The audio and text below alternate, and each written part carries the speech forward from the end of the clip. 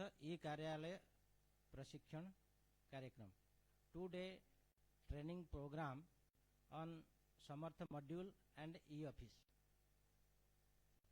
इस कार्यक्रम के उद्देश्य के बारे में, इस कार्यक्रम के महत्व के बारे में हमारे माननीय कुलपति आचार्य श्रीनिवास बरखेड़ी जी वर्चुअल माध्यम से, आभास पटल के माध्यम से हमें अवगत करा चुके हैं। हमें वो 2 दिन में क्या सीखना है, किस लक्ष्य को प्राप्त करना है, उसका दिशा निर्देश भी वो कर चुके हैं। इसलिए मुझे अध्यक्ष के रूप में ज़्यादा बोलना नहीं है, और जो कुछ अवशिष्ट तथ्य हमें प्राप्त होना चाहिए था हमारे विश्वविद्यालय के बारे में, उन्हें हमारे केंद्रीय संस्कृत विश्वविद्यालय के परियोजना अधिकारी डॉक्टर जितेंद्र राय गुरु जी हमारे समक्ष प्रस्तुत कर चुके हैं। और जो विषय में और जो उद्घाटन सत्र में आप लोग जो कुछ सुनने के लिए यहाँ एकत्रित हैं, वह कार्य हमारे इस कार्यक्रम के उद्घाटन कार्यक्रम के जो मुख्य वक्ता डॉक्टर विश्वनाथ पंडा जी बड़े संक्षिप्त शब्दों में बड़े अच्छे ढंग से, रोचक ढंग से हमारे समक्ष प्रस्तुत कर चुके हैं। मैं केवल, आप सब जानते हैं, लेकिन कुछ सूचना हमारे परिसर में चूंकि कार्यक्रम हो रही है, इसलिए हमें कुछ सूचना आप लोगों के समक्ष देना है। आप जो जानते हैं उसको भी हम दोहराएंगे तो कोई असुविधा नहीं है। जो हमारे केंद्रीय संस्कृत विश्वविद्यालय है, वो आज हम ये प्रशिक्षण कार्यक्रम कर रहे हैं, ये सच है, लेकिन इसका आरंभ हम आज से नहीं कर रहे हैं। हम ई ऑफिस का संचालन केंद्रीय संस्कृत विश्वविद्यालय में पिछले 2 साल से हो रहा है। मुझे नहीं लगता है कोई संस्कृत विश्वविद्यालय होगा, संस्कृत विश्वविद्यालय नहीं है, कोई सामान्य विश्वविद्यालय भी गिने चुने होंगे जो पिछले 2 साल से ई ऑफिस के माध्यम से कार्य कर रहे हैं। ये हमारे लिए एक गर्व का विषय है, लेकिन उसमें जो हम कमियां अनुभव कर रहे हैं, क्योंकि एक नई तकनीकी है हमारे समक्ष है, जो कभी भी हम किसी नई तकनीकी को अपनाते हैं तो उसको पूर्ण रूप से संचालित करने में हम अगर कुछ गिने चुने लोग इसमें अभ्यस्त हैं तो ये हमारी सफलता नहीं मानी जा सकती है। जब हमारे केंद्रीय संस्कृत विश्वविद्यालय कहने से जो अन्य विश्वविद्यालय एकत्र एक विश्वविद्यालय दिखता है, वो ऐसा नहीं है। केंद्रीय संस्कृत विश्वविद्यालय एक बहुपरिसरीय विश्वविद्यालय है, जिसके 12 कैंपस पूरी को मिलाकर 12 कैंपस पूरे भारतवर्ष में प्रतिष्ठित हैं। जिन 12 परिसरों को आप एक एक विश्वविद्यालय के रूप में गिन सकते हैं। वस्तुतः हम 12 विश्वविद्यालय भी हैं, केवल 12 विश्वविद्यालय नहीं है, उसके साथ हमारे 27 आदर्श संस्कृत मध्य महाविद्यालय है, 5 से अधिक आदर्श शोध संस्थान है, और सैकड़ों शताधिक हम बता रहे हैं संबद्ध महाविद्यालय है। कदाचित हम इस प्रशिक्षण कार्यक्रम में केवल हम परिसर, आदर्श संस्कृत महाविद्यालय और आदर्श शोध संस्थानों को भी जोड़ पाए हैं। इस कार्यक्रम में आप जब तक जोन में इसको नहीं बांटेंगे, तब तक हम एक कार्यक्रम को एक परिसर में कर भी नहीं पाएंगे। इतने संबद्ध महाविद्यालय हमारे हैं। तो कुलपति जी का ऐसा आशय अवश्य होगा कि आगे चल करके जो संबद्ध महाविद्यालय है उनको भी ई ऑफिस से प्रशिक्षित कराना है। तो उसके लिए बड़े तौर पर फिर कार्यक्रम का बाद में आयोजन किया जाएगा। करने वाला मैं नहीं हूँ, हम चाहते हैं कि ऐसा होगा और हमारे माननीय कुलपति जी इसको अवश्य करेंगे। चाणक्य नीति में कहा कि कोटिभारः समर्थानाम, ये आप सब पढ़े हैं, एक सुभाषित है। उस सुभाषित को मैं यहाँ भी घटित होते हुए देखना चाहता हूँ और देख रहा हूँ। तो उसका मतलब है कोटिभारः समर्थानम, जो समर्थ है उसके लिए कोई ज्यादा भार नहीं है। अब कितने भी लोड उन पर दे दीजिए, उनको ज्यादा भार नहीं लगेगा। और आगे भी है को दूरम किम दूरम व्यवसाय नाम एवं है। तो वह कोटिभारः समर्थानम ये हम अनुभव करें। अगर हम समर्थ में सिद्धहस्त हैं, कितना भी कार्यभार हमारे ऊपर हमारे अधिकारियों के द्वारा लाद दिया जाए, वो हमें भार महसूस नहीं होगा। क्यों? इसका कारण यह है कि भारत सरकार के शिक्षा मंत्रालय ने जो समर्थ पोर्टल की सुविधा हमें उपलब्ध कराई है, वो समर्थ पोर्टल सभी उच्च शिक्षा संस्थानों में शैक्षिक एवं कार्यालयीय कार्य को डिजिटल और ऑनलाइन के माध्यम से सुधारना चाहता है, उसमें संशोधन लाना चाहता है, तो उसको बढ़िया ढंग से कराना चाहता है। ये जो शैक्षिक और कार्यालयीय कार्यक्रम है जो समर्थ पोर्टल के माध्यम से ऑनलाइन हम करेंगे, उसमें केवल अधिकारी कर्मचारी नहीं, इसमें केवल अध्यापक नहीं, इसमें सभी छात्रों की दो कार्य प्रणाली भी इसमें सुधार पा सकती है। तो हमारे विश्वविद्यालयों में एडमिशन से लेकर के परीक्षा तक, उसमें परीक्षा शुल्क हो चाहे उत्तर पुस्तिका का मूल्यांकन हो, ये सब कार्य समर्थ के माध्यम से हो सकता है, हो रहा है। अगर किसी में हम सफलता नहीं पाए हैं, आगे पाने वाले हैं, उसमें है सुविधाएं हैं। उस सुविधा को कितना हम अभी अपना पाए हैं वो एक अलग बात है। तो इस प्रकार समर्थ का ही एक अंग है ई ऑफिस। तो ये डिजिटल के माध्यम से, ऑनलाइन माध्यम से हम सारे कार्यालयीय शैक्षिक गतिविधियों को तभी संचालित कर पाएंगे जब हम ई ऑफिस के माध्यम से इस कार्य को करेंगे। ई गवर्नेंस जो कहते हैं, ई गवर्नेंस से संचालित जब हम करेंगे तो इस कार्यक्रम को कर सकते हैं। तो इससे क्या होगा? इससे हमारे समय और संसाधन की बचत होगी। जो कार्य हम करने में 2 महीना लगाते थे, उसको आप 2 दिन में अभी कर सकते हैं। तो जो हम लोगों का जो सेवा का काल जब प्रारंभ हुआ, हम उस समय से हमारे विश्वविद्यालय को देख रहे हैं और अन्य विश्वविद्यालयों को भी देख रहे हैं। जब टाइपराइटर से टाइप करके और इसमें कार्बन कॉपी लगा करके ऑफिस कॉपी बना करके फिर उसी दिन उसको स्पीड पोस्ट या डाक से भेज करके ये कार्य किया जाता था, तो अभी कार्यालय का कार्य चलता था। सारे विश्व के विश्वविद्यालय के कार्य भी चलते थे। अब हम लोग वो टाइपराइटर्स के ज़माने से और डाक सेवा के ज़माने से आगे आ करके जब हम ईमेल व्हाट्सएप के ज़माने में आए, तो उसमें कार्य में शीघ्रता स्वतः आ गई है।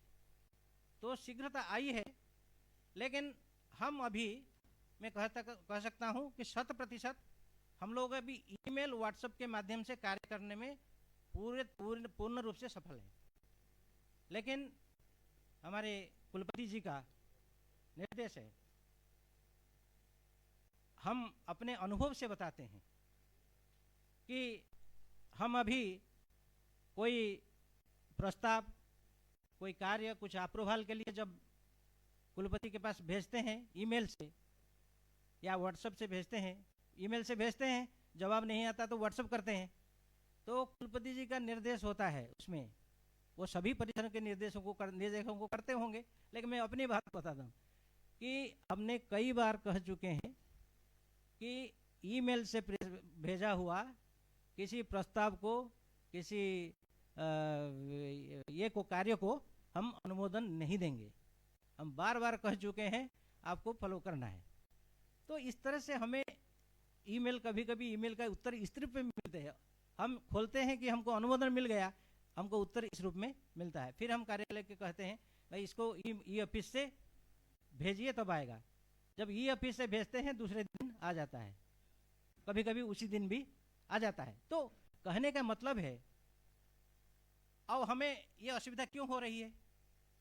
ये हमें असुविधा होने में ये कारण है कि हमारे विश्वविद्यालय में ऐसा नहीं कि कोई आदर्श महाविद्यालय परिसर होगा जिसमें ई ऑफिस का कार्य नहीं हो रहा है।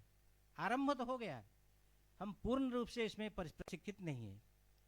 तो डायरेक्टर के पास जब एक पत्र आप ये करेंगे, डायरेक्टर उसमें साइन करके एक पत्र देंगे, उसका स्कैन होगा, ईमेल से भेजेंगे, तो ऑफिस अगर उस प्रक्रिया से करेगी तो डायरेक्टर नहीं कर सकता है। जब ऑफिस ई ऑफिस में समर्थ होगा और ई ऑफिस से ही हमारे पास वो नोट को भेजेगा प्रॉपर चैनल में। अब ये है कि एक टाइपिस्ट है और एक एसओ होगा, मतलब टाइपिस्ट मतलब जो डीलिंग ऑफिसर होगा, डीलिंग असिस्टेंट होगा, वो उसके माध्यम से शुरू होगा, तो उनके पास आईडी होना चाहिए। लेकिन हमें अभी कभी कभी कठिनाई है कि हम हर जो कार्यालय में कार्य करने वाले सबके आईडी नहीं है, और जिसके पास आईडी है कार्यालय में, कभी कभी वो उसमें समर्थ नहीं है। आईडी जिसके पास है वो समर्थ नहीं है ये ऑफिस में काम करने को, और जिसके जो कर सकता है उसके पास आईडी नहीं है। तो ये एक भी कठिनाई का कारण है। मैं जितेंद्र राय गुरु जी को कहेंगे कि अब तो हम प्रायः सभी को प्रशिक्षित कर रहे हैं, भले ही सभी परिसरों से दो कर्मचारी आ पाए हैं, लेकिन हमारे परिसर में ऐसा मुख्यालय का भी निर्देश है और हम लोगों ने इसको फॉलो किया है कि एमटीएस तक जितने कर्मचारी हैं, क्योंकि एमटीएस से काम आजकल हम कार्यालय का काम ले रहे हैं, तो जितने हैं सबको प्रशिक्षित कराना है, सबको प्रशिक्षित कराएंगे, और जिसके जितनी क्षमता है वो ग्रहण करेगा। सब लोग अब जैसे वो टेक्निकली जो हमारा टेक्निकल जो असिस्टेंट है वो भी आए हुए हैं, और जो बहुत दिनों से टेक्निकली फिट हैं वो आए हैं, और जो नए नए सीखेंगे उनकी सबकी गति तो समान नहीं हो सकती है, लेकिन कुछ हद तक उनको इस क्षेत्र में शिक्षा प्राप्त हो जाएगी, वो सहायता करेंगे। जो मुख्य कार्य कर रहे हैं ये ऑफिस का, उनकी सहायता वो कर सकते हैं, वो नोट बना करके आपको भेज सकते हैं, और जो भी है वो तो वक्त बताएगा वो कितना सीख पा रहे हैं और नहीं सीख पा रहे हैं। तो हमारे परिसर के लिए एक सौभाग्य है कि जितेंद्र राय गुरु जी के परामर्श से और आग्रह से और कुलपति जी के अनुमोदन से यह जो प्रशिक्षण का कार्यक्रम हमारे परिसर में हो रहा है। दूसरे परिसरों में हो रहा होता तो हमारे यहाँ से 2 लोग जाते, और कौन 2 लोग जाते वो तो बाद में हम देखते, लेकिन यही कि हमारे अभी सभी प्रशिक्षित हो रहे हैं। तो इसके गुणात्मक जो स्तर के वृद्धि हमको देखना चाहिए। हम केवल ये कार्यक्रम कर लिए और हम ये परिसर कर रहा है, इसकी एक प्रशस्ति मिल जाए, ये यहाँ तक हमारा लक्ष्य नहीं है, लेकिन हमारे कार्यशैली में कुछ परिवर्तन अभी दिखना चाहिए। ये परिवर्तन देखने के लिए ही हम इस कार्यक्रम को आयोजित कर रहे हैं। और बोलने के लिए ई ऑफिस क्या है, उसमें क्या क्या सुविधाएं होगी, हालांकि हमने, चूँकि ये मेरे लिए भी बहुत परिचित विषय नहीं है, मैं ई ऑफिस का कार्य कर रहा हूँ, तो मैं थोड़ा सा देख रहा था कि ये इस प्रणाली से क्या क्या हो सकता है। थोड़ा सा संग्रह भी किया था, लेकिन मुझे नहीं लगता है कि मुझे उसको कोई प्रस्तुत करने की ज़रूरत है। जो कार्य प्रणाली में पारदर्शिता इसमें आती है। पारदर्शिता कैसे आएगी? आज ये फाइल हम ई ऑफिस में भेजें, वो कहाँ है, वो डैशबोर्ड इत्यादि के माध्यम से वो कुलपति भी देख सकते हैं वो फाइल कहाँ रुकी हुई है। जब वहाँ से कुछ अप्रूवल होकर के आया, डायरेक्टर के पास कितना दिन रुका रहा, और वो फाइल आप अभी ये मान लीजिए, हम अगर जान नहीं रहे हैं तो जान लीजिए, आप किसी फाइल को ई ऑफिस के जो फाइल है वो आ रहा है, उस पर कुछ ना करके अपने पास नहीं रख सकते। उसका जो अंतिम कार्य आप करने के बाद ही आप इसको शांत कर सकते हैं, नहीं तो आपको पूछा जाएगा। ये फाइल आपके पास गई, वहीं रुक गई, आगे की कार्यवाही नहीं हुई, तो आप ही जिम्मेदार हैं। अगर डायरेक्टर ने इसको एसओ को भेज दिया कि इसमें जो आया है इस रूप में इसको करिए मार्गदर्शन के साथ, अगर वो नहीं होता है तो फिर कार्यालय एसओ और एसओ के अधीन में जो कार्य कर रहे हैं वो अगर उनको निर्देशित नहीं किया तो वो उत्तरदायी है। और डायरेक्टर का ये रहेगा कि उसको फॉलोअप करें कि ये जो हुआ था ये कार्यालय इसको किया कि नहीं किया, ये भी करना है। ये करने से ये हमारा सफल होगा। पारदर्शिता तो अवश्य ही हो जाएगी इस कार्यक्रम के माध्यम से। और जैसे हमारे मुख्य वक्ता बता रहे थे, पेपरलेस, हमारे कुलपति जी अभी कह रहे हैं कि इतने स्टेशनरी में इतना पेपर क्यों खरीदा जा रहा है, जब हमारा ई ऑफिस शुरू हो गया है। अब 500 बंडल 300 बंडल केवल हमारे यहाँ नहीं, मुख्यालय की भी बात है, तो इतने पेपर खरीदने की आवश्यकता क्यों पड़ रही है? हम अभी भी ईमेल के ज़माना में भी हम ईमेल में पत्र भेजते हैं, फिर उसका स्पीड पोस्ट में भी भेजते हैं, उस पत्रों को फिर भेजते हैं, अनावश्यक है, खाली पेपर फाइल इसको बढ़ता है। फिर हम ई ऑफिस में करेंगे, जब तक हम पेपर पे प्रिंट नहीं लेंगे उसका, तब तक कार्यवाही हमारा नहीं होता है, क्योंकि सबका प्रवेश नहीं है ई ऑफिस में, सबका प्रवेश नहीं है। हम जिससे काम कराएंगे वो ई ऑफिस का जितना तक प्रवेश है वहाँ तक तो वो ई माध्यम से हुआ, लेकिन इसके बाद एक प्रिंट आपको निकालना है, उस आदमी को देना है कि भाई ये है, तुमको करना है। वो पूछेगा कहाँ से ये शुरू हुआ है, नहीं यहाँ से शुरू हुआ, देखो पूरा से 5 पेज भी निकालना पड़ेगा, ये प्रस्ताव यहाँ से शुरू हुआ था, ये ऐसे था, ये होकर के ये आया, आपको करना है। 5 पेज तो फिर भी पेपर हम निकाल रहे हैं। तो पेपरलेस करने के लिए हमें सभी को इसमें एक्सेस चाहिए। जितने लोग इसमें जुड़े हुए हैं, वो काम करने वाले हैं, सबको जब एक्सेस मिलेगा तब जाकर के पेपरलेस ये हो सकता है। और पारदर्शिता की बात कर दिया। और कर्मचारियों को प्रशिक्षित करने से क्या फायदा है? तो तेज और प्रभावी निर्णय इसमें लिया जा सकता है। मैं थोड़ा ई ऑफिस के कुछ प्रमुख जो घटक हैं उसमें ई फाइल है, ई प्रबंधन प्रणाली, KMS है, ज्ञान प्रबंधन प्रणाली, और smart performance appraisal report, recording online window, sparrow. ये सब ये हमने कुछ यहाँ आज कुछ बोलने के लिए इसको सब संग्रह करते हैं। मुझे नहीं लगा कि फिर और जितना मैं इसको किया हूँ सब बोलने की ज़रूरत है, क्योंकि आपको 2 दिनों में यही सब सीखना है।